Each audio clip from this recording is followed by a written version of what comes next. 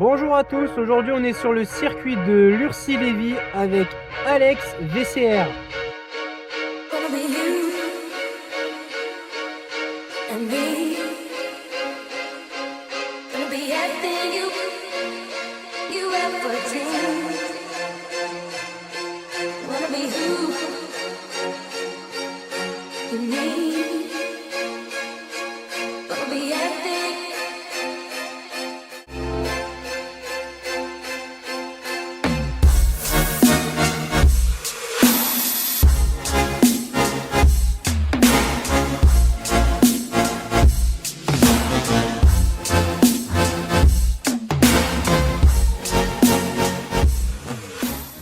Salut Alex, Hello. est-ce que tu peux me présenter succinctement la voiture sur laquelle on va tourner aujourd'hui? Ouais, bien sûr. Donc Shelby GT350 S550, donc génération 6 de 2017 dans un Avalanche grey. C'est un gris qui tend un petit peu sur le Grinardo que tu dois connaître chez Volkswagen. Ok. Et puis en termes de puissance, on va être sur 533 chevaux exactement et 582 Nm. Donc c'est un moteur V8, moteur 5 litres 2, donc un peu plus de cylindrée que les moteurs V8 des 5 litres GT qui sont déclinés en X dizaines de milliers d'exemplaires. Et puis sans ça, voiture sensationnelle en boîte manuelle. À différence des GT qui elles sont proposées en manuel mais aussi et surtout en boîte automatique. Donc Alex, ça fait quand même pas mal de puissance à passer au sol sur une journée malheureusement pluvieuse aujourd'hui. Ouais, j'irais même bien plus loin et je dirais que bien pluvieuse, puisque là la piste est même pas grasse, elle est totalement humide et c'est vrai que c'est très compliqué de faire passer la puissance au sol, surtout que la voiture est uniquement proposée en propulsion. Avec un pont autobloquant. Avec un autobloc, oui exactement, autobloc Torsen.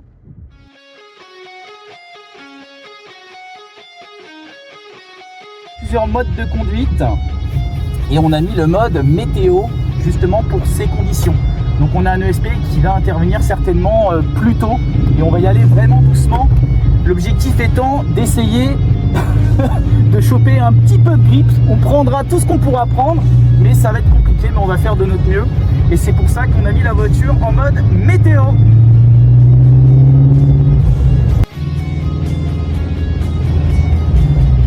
Et c'est parti pour les premiers tours de roue. Et de grip. Et de grip. Parce que c'est vrai que Will, tu es monté avec moi tout à l'heure et on s'est permis de déclencher toutes les aides de la voiture et de faire quelques glisses. Et c'était franchement très sympa. Hein. Bah, franchement, très sympa. Et pour te dire, tu débutes dans la glisse et tu te débrouilles déjà plutôt pas mal. J'ai pris beaucoup de plaisir. Ça fait plaisir à entendre. Ouais.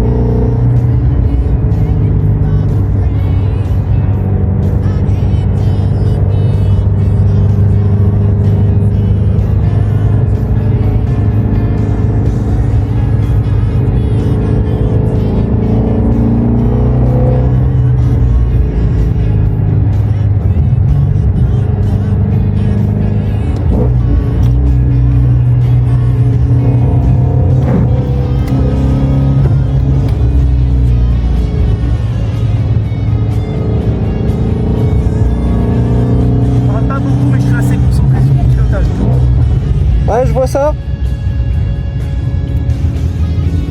Surtout sur les rétrogradages, je suis obligé de remettre du gaz pour éviter les blocages de pont. Encore plus sur le mouillé comme ça. Un petit peu comme si tu faisais du double débrayage. Ouais, c'est en faux talon pointe, mais ça permet de remettre du gaz et de garder de la stabilité au rétrogradage. Ça, c'est mieux pour la motricité. Oui, pour le grip sur les freinages avec rétrogradage. La Focus devant, il y a 370 chevaux. Ok.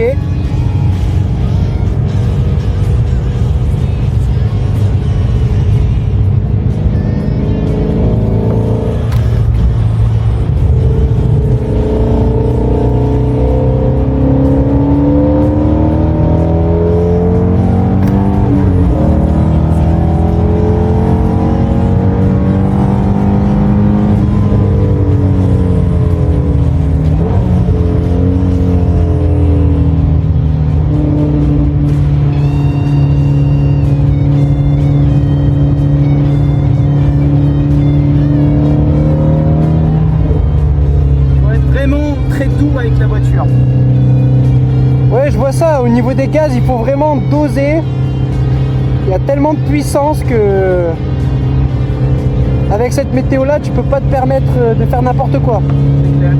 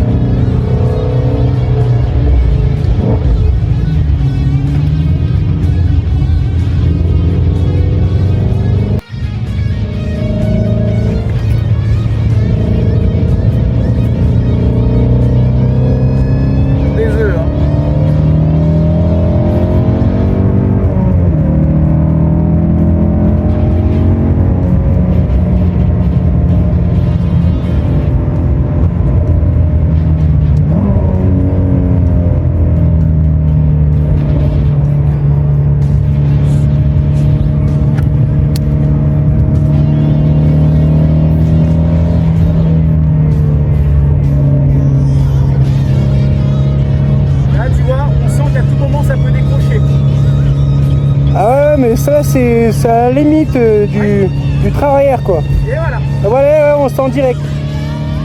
C'est impressionnant. T'as senti là derrière là? Ouais.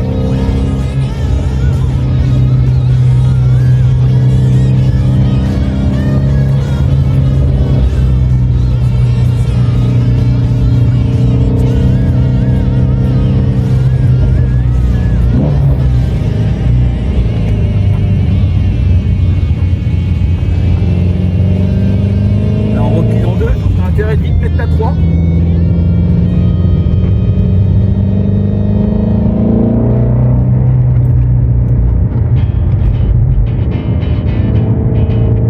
Alors on a senti le train avant qui était à la limite.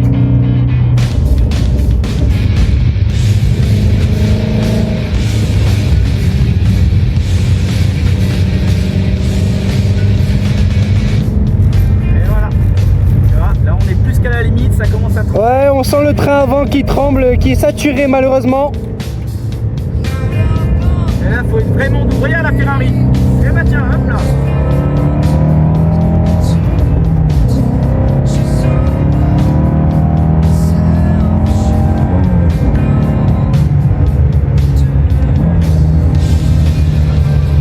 Nous allons pouvoir regarder quelques extraits de la session glisse.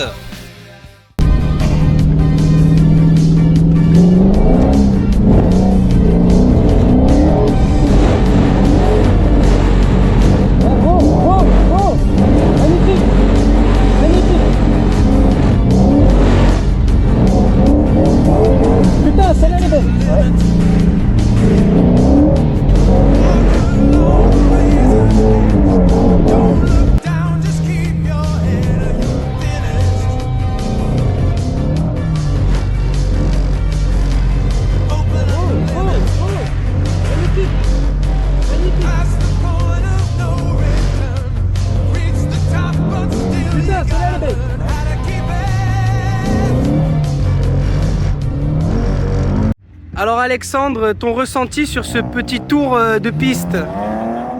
Bah écoute, on a essayé de choper ce qu'on a pu en termes de grip. Après c'est vrai que le mode météo nous permet quand même de pouvoir on roulait un petit peu, mais on a quand même senti souvent c'était comme sur des œufs, quoi. Enfin, On a vite senti les limites au niveau du train avant notamment, on sent les vibrations. Ouais, quand la voiture commence à tendre vers l'extérieur, généralement, c'est qu'on a la limite de l'adhérence. Ouais. Mais on a quand même pu rouler un petit peu. Mais c'est vrai que par exemple, dans la grande ligne droite, quand on reprenait les gaz en 3 ou en 4, si on mettait un full pédale, ça avait tendance à glisser un petit peu. Ça glisse et puis on sent également les aides à la conduite qui brident l'accélération. Complètement, absolument.